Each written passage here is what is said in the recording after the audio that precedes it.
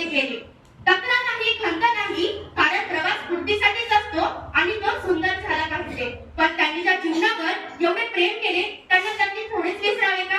ते सांगून गेले, जाता जाता गाईन मी, गाता गाता जाईन मी, जाता जाता गाईन मी, गाता गाता जाईन मी, गेल्या अथक परिश्रम केले.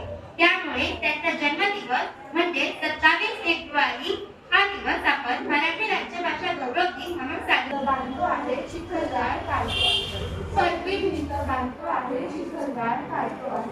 खिशाकडे हात झाला हसत हसत उठला, खिशाकडे आम्ही अखंड तुम्ही राहिलेले, कष्टामधली तुझीच गोडीचा खायाची मजाई, मला आवडे तुझा विसावा तुझीच निर्भय अंगाई, तुझे सरे आणि तुझे पाखरे वास.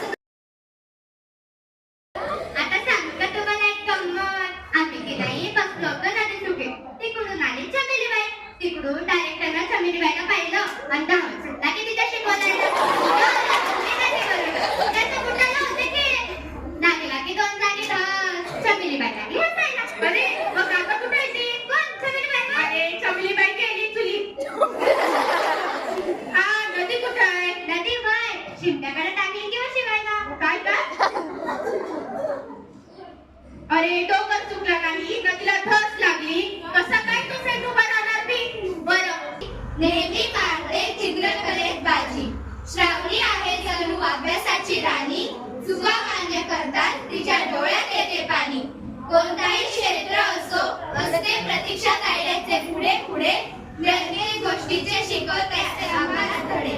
राग आल्यावर वैभवीचा निघत नाही दम, मन मोकळे आकार गिरवले, आमच्या जीवनात रंग भरले.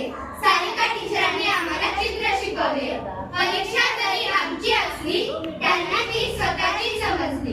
त्यासाठी त्यांचं सूत्रसंचलनापासून तर भाषण, नंतर कविता वाचन, नंतरचं जे अभिवाचन होतं ते अतिशय वाखाणण्याजोगं होतं. तुमच्या वयाच्या मानाने तुम्ही अतिशय सुंदर सादरीकरण केलं.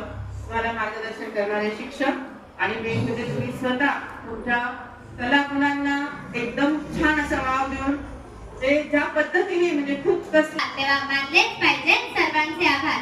अतिथींच्या येण्याने कार्यक्रमाला शोभा आली, अतिथींच्या येण्याने कार्यक्रमाला शोभा आली. आपल्या मार्गदर्शनाने आम्हाला नवदिशा मिळाली.